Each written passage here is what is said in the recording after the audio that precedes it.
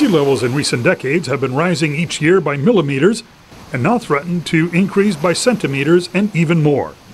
It could be enough to submerge many island nations underwater. Columbia University's Threatened Island Nations Conference examined the legal implications of global climate change and the resulting rise in sea levels. The easy part was recognizing that sovereignty confers citizenship, diplomatic status, mineral rights, and other privileges of nationhood. But Rosemary Rayfus, a law professor at Australia's University of New South Wales, said the next part is more difficult. We have rules about the creation of states that were alluded to this morning, but we don't have any rules about states which physically disappear off the face of the earth. So if an island nation is submerged beneath the ocean, does it maintain its membership in the United Nations? Who is responsible for the citizens? Do they travel on its passport? Who claims and enforces offshore mineral and fishing rights in waters around a submerged nation? International law currently has no answers to such questions. United Nations Ambassador Philip Muller of the Marshall Islands said there is no sense of urgency to find not only those answers, but also to address the causes of climate change, which many believe to be responsible for rising ocean levels. Even if we reach a legal agreement sometime soon, which I don't think we will, the major players are not in the process. Those players, the participants said, include industrial nations such as the United States and China that emit the most carbon dioxide and other so-called greenhouse gases. Many climate scientists say those gases are responsible for global warming.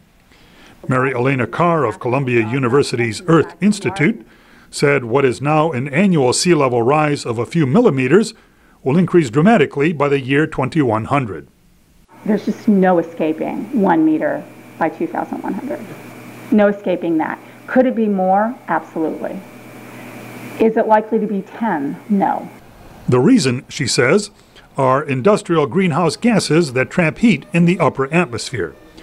Higher global temperatures then cause glaciers to melt and sea levels to rise. And higher sea levels would submerge many island nations. Jenny Groth-Stoutenberg, a legal scholar at the University of California, pointed out it is difficult to prove responsibility for climate change. But even if a legal duty of continued recognition cannot be established, states should accept moral responsibility for their disproportionate use of the atmosphere and continue recognizing island states out of a sense of international justice and solidarity. Ambassador Antonio Lima of the Cape Verde Islands warned that if people in large nations do not help those on small threatened islands, they will condemn themselves to the same fate. We are the sentinels of the world, the small island developing states. We are the sentinels of the world. What is happening to us will happen to all of us tomorrow. Indeed, scientists predict that because of rising sea levels, people living in coastal areas of large nations will face the same threat of inundation now being faced by residents of small island nations. The Columbia Conference did not answer the questions it posed, but it did issue a moral challenge to the international community to take measures to protect island nations from being submerged. As Ambassador Lima put it, human civilization means solidarity, not abandoning others to their fate.